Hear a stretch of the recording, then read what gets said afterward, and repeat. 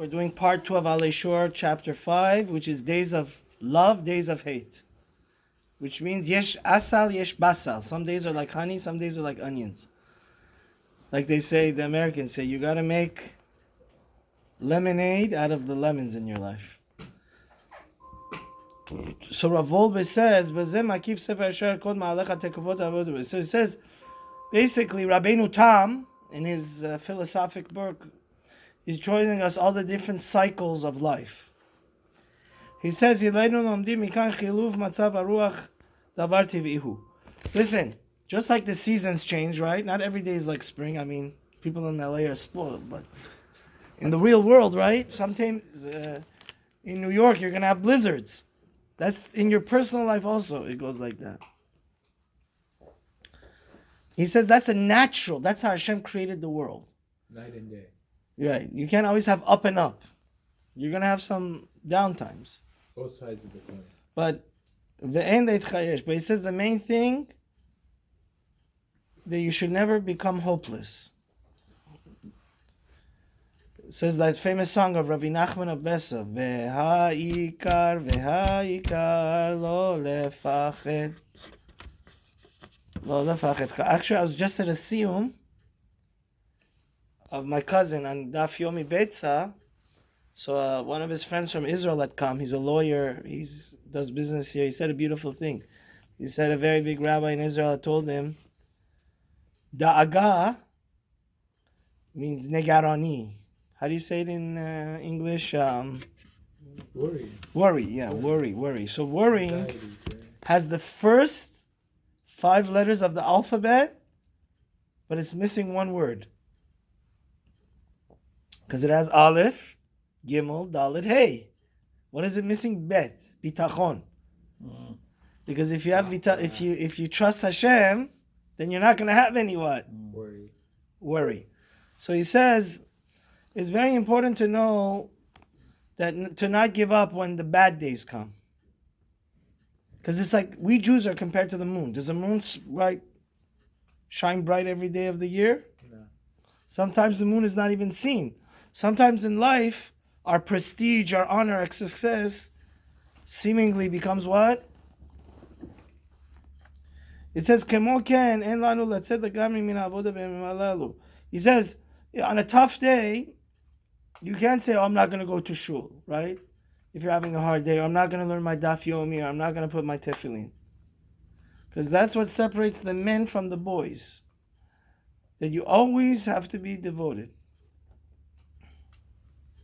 Because if you start falling into that trap, saying, if I'm in the mood, I'll do it, then what's going to happen? Your whole relationship with Hashem is going to go down the drain. Because there's always an excuse, you know? Once you become wishy-washy, then you're in the hands of the Satan, you know? That's why I always say one of my favorite all-time Dvar Torahs on the Parsha is there's a fascinating Maharal.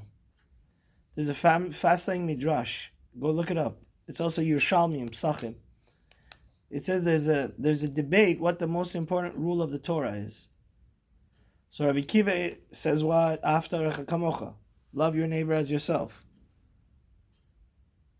Ben Azai, his student, says you should know that you're created in the image of God.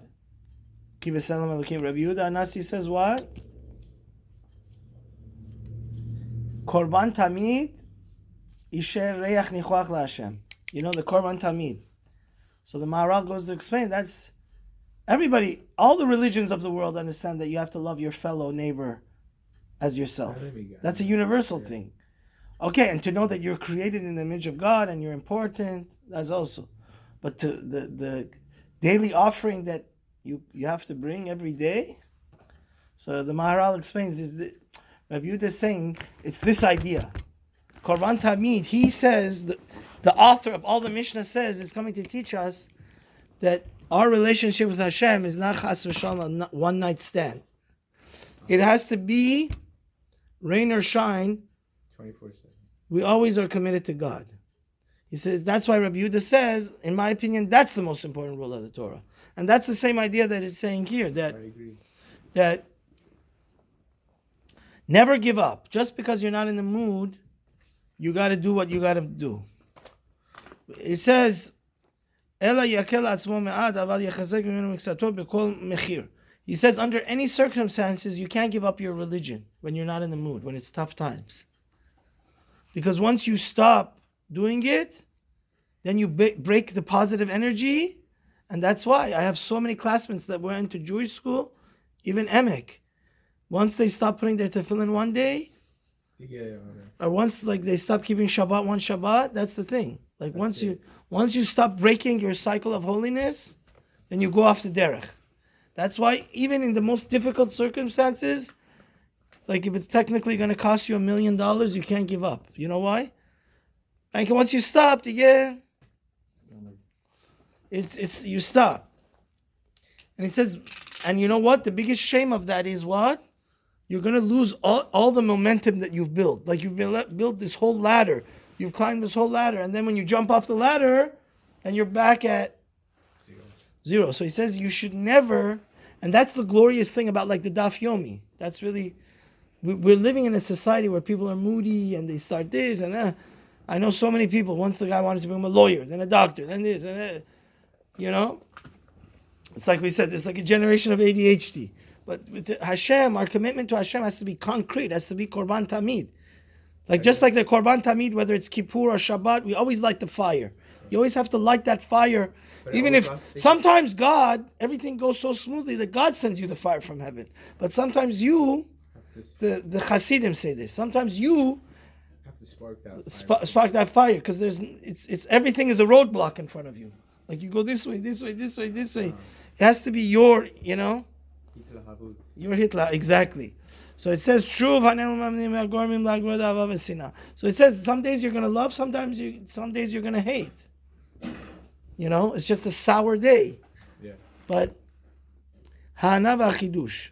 And he says sometimes, there's pleasure and there's refreshing ideas, right? Even in learning, it's like this. Sometimes you learn a Gemara, you say, I don't understand it. I've been learning this Tosfot or this Rashi, and I'm breaking my head over it. But sometimes you get 100 new ideas, and it's all pleasure, and you're like a Ma'ayan HaMitkaber. You know what it means? A flowing spring. So it says, he says you should know when you have pleasure in learning and you learn new things that is interesting, it brings more love for learning. So that's why it's important to learn different things in your schedule of learning. If you keep on just reviewing the same thing, or that's when they were telling me, actually when we were in a rabbinical course, it says it's very important the rabbi should give people new ideas so their imagination becomes what? Captivated. If he says the same speech every time, he says new ideas bring more pleasure, and more pleasure brings more love of learning. He says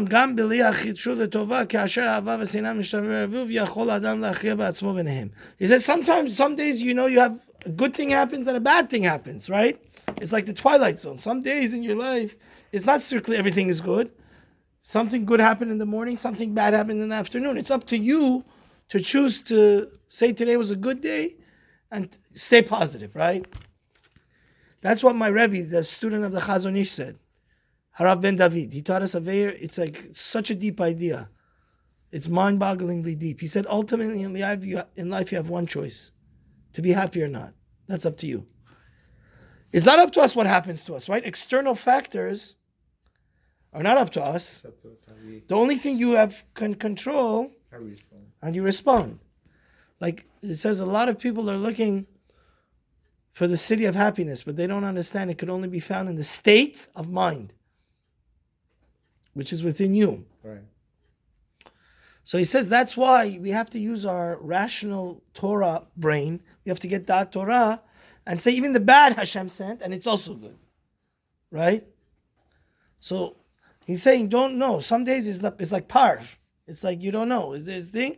But if you realize that, like we just learned about Nachum Ish Gamzu, he would always say Gamzu Letova.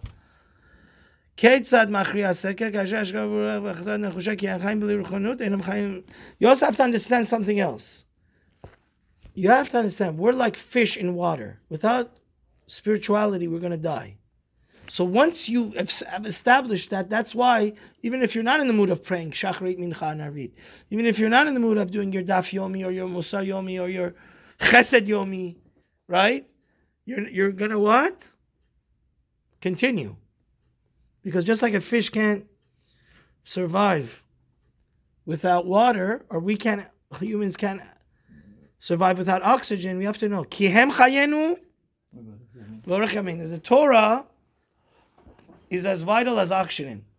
If any community that doesn't understand this also will perish, God forbid. Always the most central thing in a community has to be the synagogue. Has to be the Torah teacher. It's not see, that's the thing. I think that's the difference between also the religious, the traditional, and the strictly observant. The observant people understand is not a luxury to come to Kenisa or to learn. Without this, there's no meaning to life. There's no point in life. And it's as vital as our oxygen. And it's so important to do the mitzvot and break our musar. We have to always learn musar to break our bad habits, right? Break our ego. Wash ourselves. So this idea that Torah is a must, and if I don't learn my Daf Yomi today, if I don't pray today 3 times, if I don't do my tefillin, if I don't do my musar to work on my anger or whatever, there's no point in life, right? See, that's the whole thing. If you in your mind, it's all amount of value. Like my brother-in-law was telling me this. He's a smart guy. He's a PhD in Johns Hopkins. He said everything is amount. Most things in life, if it's valuable enough for it, you're going to do it, right? If somebody says, I'm going to give you $10 million to do this thing, even though it's going to be excruciatingly difficult, if it's essential and valuable enough for you, you're going to do it. That's the idea of what he's trying to say here, Rav Wolbe. The Torah has to be like our oxygen, like our water. Kihem chayenu, vorech yameinu. That's why, even if you're not in the mood and you have 1,000 reasons not to do it, learn Torah that day, there's no excuses. And that's going to bring you to love. Even if on that day you didn't hear a good chidush, right? Or you didn't have like a very pleasurable day in yeshiva or in life. He says, but once you're committed, is a korban tamid, your commitment to it is like that of a fish to water, or that like a human to oxygen, then he says, so don't worry. That's very also important in Shalom Bayit, by the way. A lot of people, it's so sad, a lot of divorces that happen in America, it happens within the first year or two. Because they think to make a marriage is like a smooth sailing. That's not true. It says, Oseh Shalom Bimrumav. You have to create peace. Men are from Mars, women are from Venus. You understand? It's normal for couples to disagree and to get into fights, even sometimes nasty fights. But the main thing is that they have to be civil and do it with good midot. But that's also something very important to know, that Dr. Fox was saying. He's actually one of the greatest Talmidei Chachamim and psychologists. We live in a disposable society. So people think like everything is disposable. Your tie is disposable. If it's right, everything, you put it on eBay and you sell it. But that's not true. Our relationship to our family, to our spouse. Okay, if the guy's crazy and it's abusive and it's toxic, that's something else. But in the relationships in the Torah, even if it's hard, doesn't mean you should abandon it. It means it needs work.